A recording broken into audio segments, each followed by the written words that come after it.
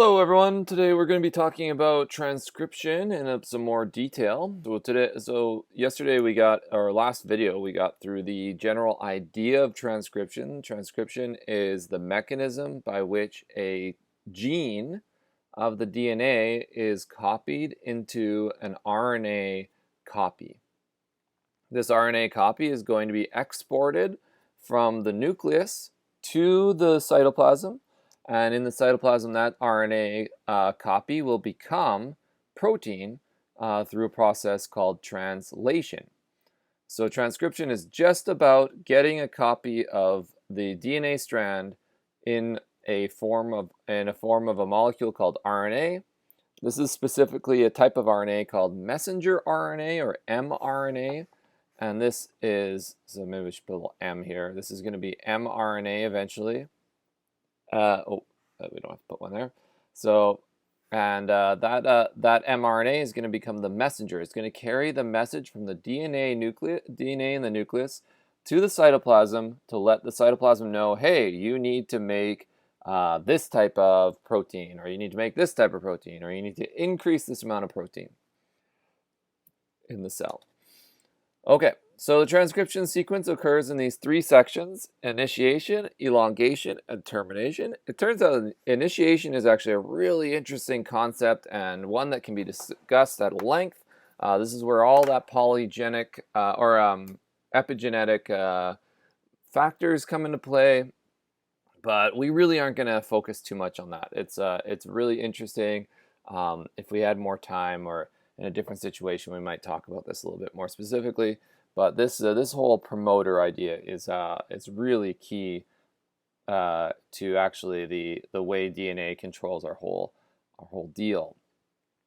Okay, so the transcription sequence. Transcription occurs in three stages: initiation, elongation, and termination. Stage 1 is initiation. Prior to transcription, the gene being copied must be activated with a group of proteins and enzymes which attach to one end of the gene. So the gene, again, is, we have this big long strand of DNA. It's all wiggly and, you know, curled up. Some of it is very curled up.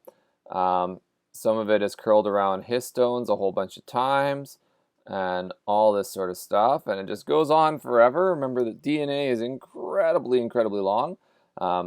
And so, you know, there's even little proteins that are found in all of these little circles here where the DNA wraps around them. Sometimes they wrap around, we kind of draw these little cross proteins like this. But at some place on this strand, there is a section that's important. And this is going to be known as a gene. And remember that DNA is double-stranded, so you could even have one gene on one side, and you might have another gene that's on the other side of the strand.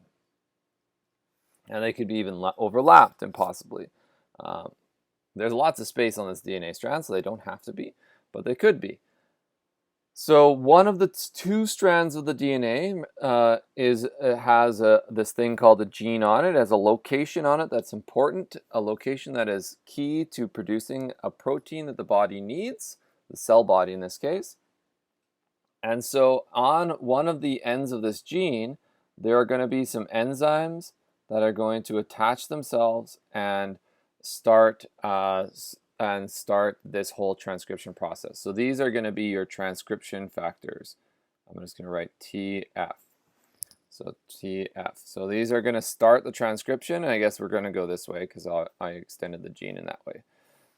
So this is our gene here. This purple part is the gene. And this transcription factors, written in green, are going to start transcription in this direction of the gene.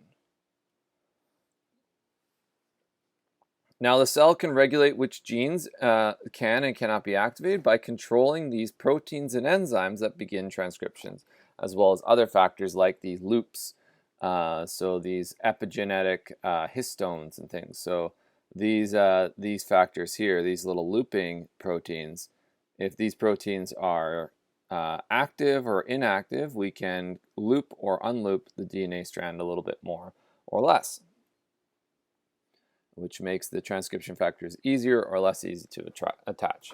So transcription factors are a group of proteins and enzymes and conditions that are needed to bind the DNA to the initiation transcript. I put in the word conditions because there are things like chemical pH that can be controlled, localized pH and things like that, salts and other factors that are important to the DNA strand being effectively activated. And then there is a promoter region. So this is a section of this early gene, a section right here. It'll be sort of right in here, and this will be where the promoter region is. So that'll be our promoter. It's going to be up in that region. So that's going to be here. And so that's the first section of the gene. It's not actually important to making the DNA or making the protein, but it is important for the transcription factors to be able to find it. The sequence is noted by it is a sequence, so it is labeled as TATAAAA. So it's a thymine, adenine, thymine, adenine, adenine, adenine, adenine. So those 7 bases are important to the transcription factors and their ability to find a start point on the DNA strand. The final stage of initiation is when the RNA polymerase attaches to the DNA strand. And so the last piece to happen is a RNA polymerase. We can see here is the transcription factors. They have found the promoter region. And they now know that the gene needs to be transcribed starting around this area. And then RNA polymerase gets added to these transcription factors and begins the rest of the process. So once the RNA polymerase is attached, it suddenly becomes not just transcription factors, but a transcription initiation complex. So when we combine all 3 of these things together, or the DNA, the transcription factors, and the RNA polymerase, all at the promoter region, we suddenly give it a new name, and we call it the transcription initiation complex. Complex just meaning complicated. Okay. So RNA polymerase is an enzyme that can open the DNA strand all by itself, and it can also catalyze the formation of a complementary RNA strand. So I've used some important words here. I used the word complementary. So the RNA strand will have the opposite organization to the strand that it is copying. To its template, excuse me. But it does require those transcription factors to even get started. So the main section begins. So this is where elongation will start. So the RNA polymerase will now start to travel along the DNA strand, and will start to build a length of RNA in this that will eventually become mRNA in our case. This is also where all the other types of RNA come from. So we could have tRNA or rRNA being formed in this way as well. The RNA polymerase opens up the strand of DNA and pulls in RNA nucleotides. The RNA nucleotides undergo complementary base pairing.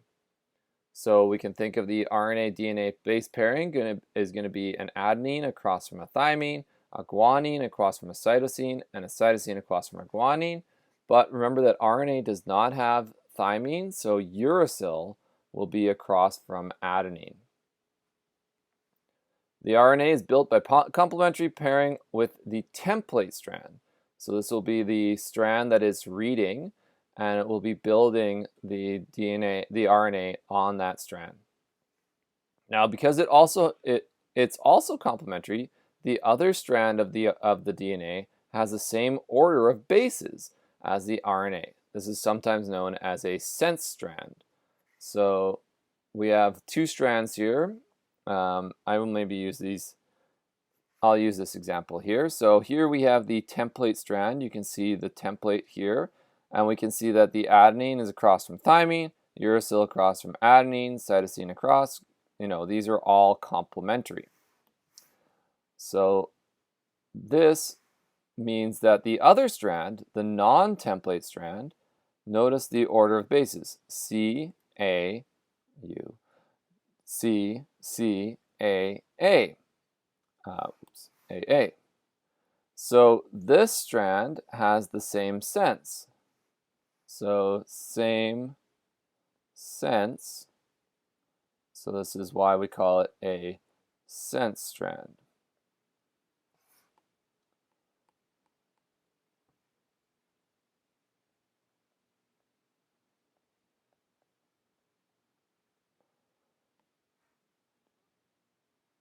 So I'm going to write that again with my zoom here. Same order. So that means we are talking about the sense strand. Now down here, sometimes, just to make things extra confusing, we will occasionally say that this has a different order, or say complementary order, I guess.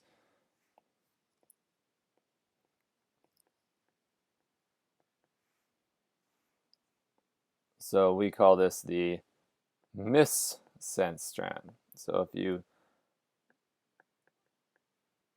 if you come across that language, that's what they do. I try to stick to calling one the template strand and one the sense strand, because I do think that the sense strand is kind of a useful name. And then the template strand indicating which one we're building on. So at the end of the gene, there is always a sequence of DNA known as a terminator sequence. The terminator sequence is a DNA sequence at the end of each gene that destabilizes the RNA polymerase, and it causes the RNA polymerase to stop transcription.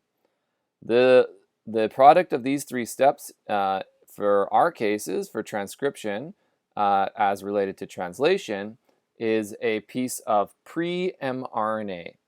Pre-mRNA is a longer sequence than you need. So all genes contain extra DNA sequences that are not needed for protein formation. This extra information must be removed from the pre-mRNA to form the mRNA for translation. So this piece of DNA this piece of DNA that we copy is much longer than the actual RNA sequence we need to form the protein that is important to the body function. This extra information is there for a variety of reasons. Some of it is evolutionary legacy. So, of course, the DNA strand itself is, we share a lot of common DNA sequences with other organisms, although our proteins might be modified from those. So some of those modifications are in this legacy of these DNA strands, and how those DNA strands are processed, or how the RNA strands are processed here. And then also the extra sequences are useful for protecting the DNA strand from damage. When damage occurs to the DNA, because only a small portion of the DNA sequence is actually used for making protein. When the strand is damaged, you have a high chance. The chance is higher that the damage will occur in places that are not important to protein formation. If the entire the entire chromosome was essential to protein formation, then any little bit of damage, every time you went out in the sunlight and got hit with UV light, you would probably have some sort of mutation occurring. But because only a small portion of the DNA is actually used for making protein, whenever the DNA is damaged, the damage has only a small chance of happening on that essential DNA sequences. So the this DNA is constantly under attack by mutagens from your environment. Only about 1.5% of DNA codes directly to form protein. So any damage to the chromosome has a very small chance of actually damaging the coding information. So this pre-mRNA is modified in two ways before it's sent to the cytoplasm. The non-coding introns are removed from the sequence, and the important coding exons are sequences that are spliced together. And we can see that in this little picture above.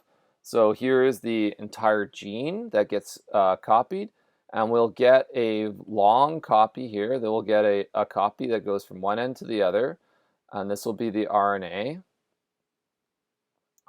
pre-RNA. And then we will splice out any of those intron sequences and exon sequences. And then we will be left with the mRNA, which will be sent over to protein synthesis in the process known as translation in cytoplasm. Always want to keep your eye on the prize. We want to think about this movement of RNA from the nucleus to the cytoplasm. That's a really key part of the whole thing.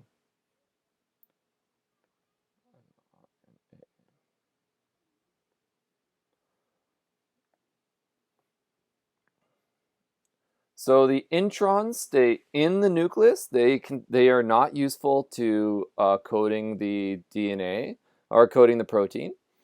The exons are exported to the cytoplasm because those are the sequences that include the essential protein codes. And that's it. So that's the main first part. So introns are cut out, exons are exported, and so the end RNA, the final mRNA is made only of exons. Okay, so that's what gets coded for. That's what's going to be coding for the protein. Before the mRNA is sent out into the cytoplasm, it receives two additional modifications. It receives a 5' guanine cap at one end and a 3' poly A tail. So the guanine cap is a single guanine nucleotide. It's added to the 5' end, and this will help indicate the start of the mRNA sequence. And a sequence of 50 to 150 adenines are added to the end of the ribosome, which will allow the mRNA to be read all the way to the end. So thinking about it like it's going to be being fed into a machine, you want that you've got sort of now a starting point on there, and then you have this long tail at the end of adenines, and this is A's. So these are all just A's. So it's sort of like a run out. You'll do this in sewing and things like that. Is just kind of have a scrap at the end that you can keep running the machine to, so that you can keep your line straight, and you can and then you can trim the piece of fabric later. And so that's really the key. So just to make sure that the RNA is long enough that it can be completely read. Also, that poly A tail can be sort of sacrificial. So if there's any damage to the mRNA, that damage might be taken by those A's at the end. So for transcription to translation, after transcription, more RNA polymerase enzymes may create additional mRNA molecules. This is known as amplification. So while the DNA strand is open, there's additional RNA polymerases might pop in there and start going. The transcription factors are already in place, so it's easy for the RNA polymerases to get in there and continue to make mRNA. Otherwise, the DNA molecule will naturally close up after termination, and the processed mRNA molecules are now protected from the dangers of the cytoplasm, as it can leave the nucleus through the nuclear membrane, as it leaves the nucleus through the nuclear membrane pore. Recall that transcription occurs in the nucleus and translation in the cytoplasm. Transcription is more rapid than DNA replication. The genes are only short sequences of the whole DNA molecule, and replication occurs at rare times in a cell's life, once per cell life cycle. Transcription occurs almost continuously. The key to transcription and translation is that it is based on the original sequence in the DNA. Damage to the DNA sequence can be carried through to the mRNA and on to the protein. And this also applies to changes, right? Permanent changes to the DNA cause changes to the protein through changes in mRNA, creating alleles of genes that give different phenotypes to the organism. Right, so this is again that's that central dogma. Everything about modern biology relates to these ideas that if you damage the DNA, you damage the organism as a whole, because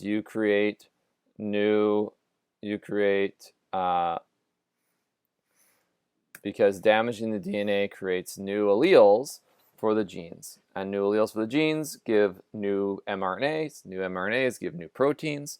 This could even be the case for disease, right? So some diseases might be damage to the DNA, that is the disease.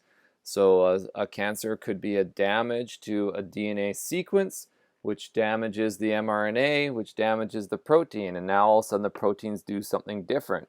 And now the cells have a different appearance, or a different phenotype, and those cells we give them new names. We give them the name cancer cells. Also, even I've heard this sort of logic being used to discuss, heart cells, for example, that are damaged in a heart attack. Well, that seems to spread those cells after the heart attack. They continue to be stiffer, and the cells in that damaged area seem to have a permanent change to them, so that those cells, as they grow and they divide in a way that you can tell that they are cells that were damaged by the heart attack.